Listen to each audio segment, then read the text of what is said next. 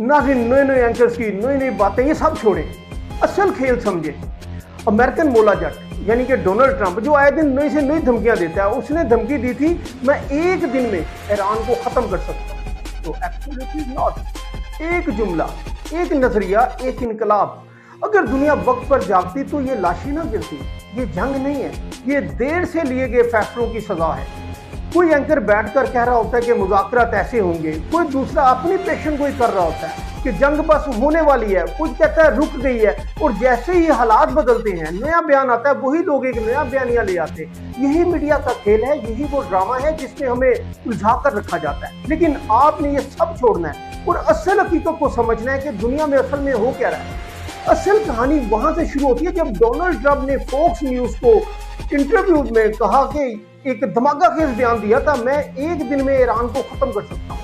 ये कोई आम जुमला नहीं था, बल्कि एक सुपर पावर की सोच थी, एक धमकी थी, एक पैगाम था कि पूरी दुनिया के लिए कि ताकत किसके पास है और सारे खेल का असल मास्टरमाइंड कौन है। उस इंटरव्यू में ट्रंप ने स्टेट ऑफ हॉर्मस का जिक्र करते हुए वाज़िया किया कि अमेरिका ये फैसला करेगा कि कौन सा जहाज गुजरेगा और कौन सा नहीं।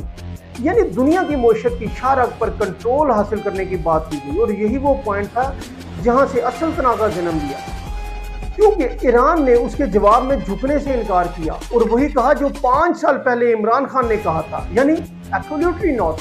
फर्क सिर्फ ये है कि उस वक्त दुनिया ने उस जुमले को संजीदा नहीं लिया, बल्कि मजाक बनाया, तनकीद की, और आज जब वही सूरत बड़े पैमाने पर सामने आ रही है पूरी दुनिया के सामने, तो सबको समझ आ रही है कि असल ताकत नो कहने में होती है। अगर आज हम आलमी मंजरनामा देखें तो फ्रांस ने खुलकर साथ देने से इनकार कर दिया और खुलकर कहा एब्सोल्युटली नॉट। स्पेन ने भी मोहतात रवैया अपनाया, यानी एब्सोल्युटली नॉट। इटली पीछे हटता दिखाई देता है, एब्सोल्युटली नॉट। जर्मनी हिसाब किताब में लगा हुआ है, तुर्की अपने मफादात को तरजीह दे रहा है, और कतर बैलेंस पॉलिसी पर चल रहा है। ये सब एक फ्लो है, एक तब्दीली है जहां हर मुल्क अब ये सोच रहा है कि हम क्यों किसी और की जंग का हिस्सा बने। और यही कहने के तो 5 साल पहले इमरान खान ने बुनियाद रखी थी और सब ने उसका मजाक बनाया। लेकिन असल सवाल यही है कि आज जब ये तमाम ममालिक और अमेरिका ने अपने इत्तेहादी, उसके अमेरिका के इत्तेहादी भी कह रहे हैं एब्सोल्युटली नॉट और पीछे हट रहे हैं, तो ये सोच 5 साल पहले क्यों नहीं आई। अगर उस वक्त सब ममालिक एक साथ खड़े हो जाते और एक आवाज में कहते, यकजान होकर कहते एब्सोल्युटली नॉट, तो शायद आज दुनिया के हालात मुख्तलिफ होते, शायद लुबनान मलबे के नीचे ना दबा होता। आज जो लुबनान में बच्चे मर चुके होते, वो इतने बच्चे शहीद ना होते, आज इतनी माओ की गोद ना उजड़ती, वो जिंदा होते। जंग सिर्फ फौजियों को नहीं मारती, बल्कि सबसे ज्यादा नुकसान आम लोगों को उठाना पड़ता है, बच्चों को उठाना पड़ता है, उन घरों को उठाना पड़ता है जिनका सियासत से कोई ताल्लुक भी नहीं होता।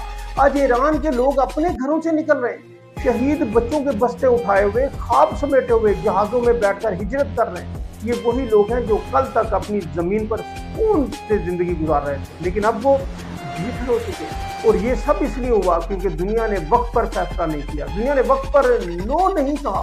और जब फैसले देर से होते हैं तो उनकी कीमत बहुत ज्यादा होती है। ये जंग सिर्फ मिसाइलों और हथियारों की नहीं है, बल्कि ये एक सोच की जंग है। ये जंग एक सिस्टम की जंग है, जहाँ ताकतवर अपनी मर्जी मुसल्लत करता है और बाकी दुनिया खामोश रहती है।